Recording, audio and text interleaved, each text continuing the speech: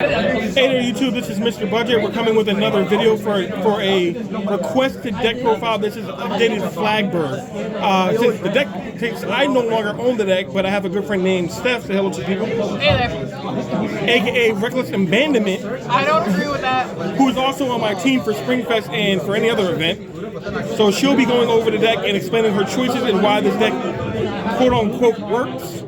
Question mark. Have at it. Alright, so I just want to say a few things here where I am a high aggression player, which is why starting with my ride line, I have the heroic ride line. I do prefer high aggression, I prefer high attacking, I prefer multi-attacking as quickly as possible. A lot of decks nowadays are turn 4, which is fine, which is why I personally like to push really hard. I'm going to get into that a little bit later, but for now, let's focus on the deck. Surprise of no one, of course, I'm running my Persona Ride. Persona Ride is important in Flagburg. If you don't hit it, you are having a rough time. Turn 1 is really not that bad. Assuming you're going first or even second, it's really not that bad. It's usually pretty easy since, again, a lot of decks nowadays are turn 4. Go. Of course, it's always going to be at a 4. If you don't hit it, you're having a bad time. And let pulse. So I understand if you decided to cut shelling cannons. The reason I still run it is because it works on its own. It's its own thing. It's not affected by a defensive trigger. And it's a tier dragon. So Eric's I only have at a 3-0, specifically because she only works on second battle. I don't want her conflicting with anything else. She's a 10k body, on the first swing at least.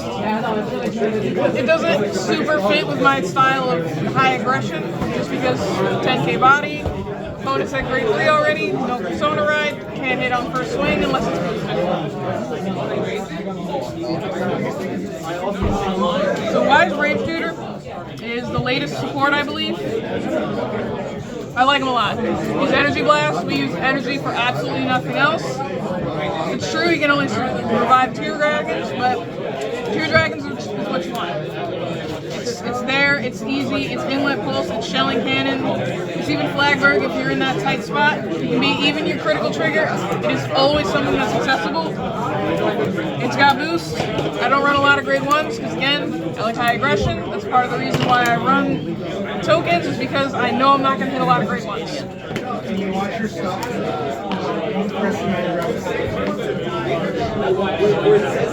Ascendant Assault, pretty simple.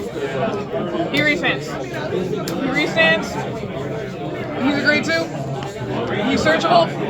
That's pretty much it. And he's not specific to any battle like Inlet Pulse or Eric's, so I feel as though he works smoothly in the deck, even if he doesn't gain power.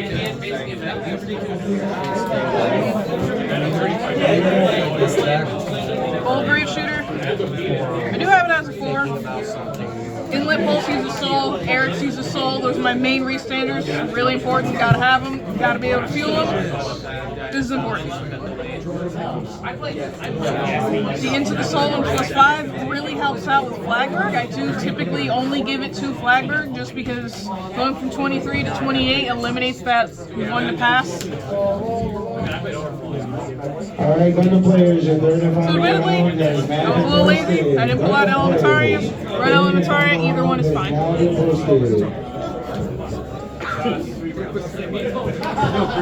Alright, so I don't love it. Nobody does. Stoicaean does not have a lot of countercharging. This is not G-Era Mega Colony. We do not have countercharging. This still works. It provides soul. It works with Flagburg. It clears your board. There's a lot of board control. Going into the soul is always great. Between this and Bold Brave Shooter and Inlet Pulse, you pretty much board wipe yourself. All in the soul, perfectly safe. Assuming you're not facing through. Diantha. I like Diantha. I might change it. I don't mind the skill itself. It could be spiritual body condensation. Either one is fine, but having such a low grade 1 count, not really my favorite. It can revive anything. That's the only difference.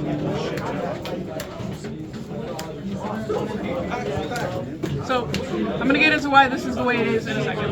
But I am, you know, a standard lineup really. Like over here, you're like doing roast stuff.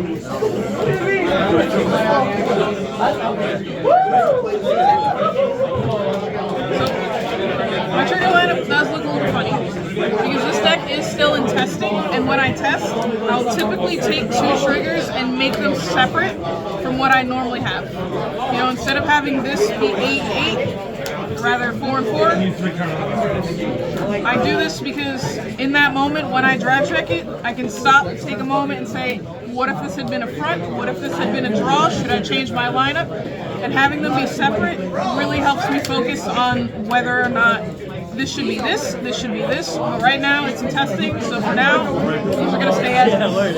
You're not wrong, actually. Finally, I'm running yellow OT. It's mainly because Flagburg mostly attacks last. Stoicade's front doesn't really do much, and the power doesn't usually go anywhere.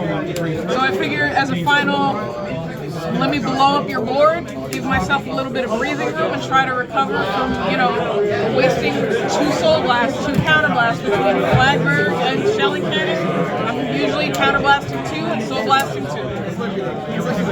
Blowing up my opponent's board can give me a moment to reconstitute myself and just rebuild my board, rebuild my resources without my opponent having a chance. So that's pretty much it. I do run draws over fronts for reasons of my front row usually isn't standing. So that's pretty much it for this deck list. If you have any questions, just drop a comment and we'll get to it soon.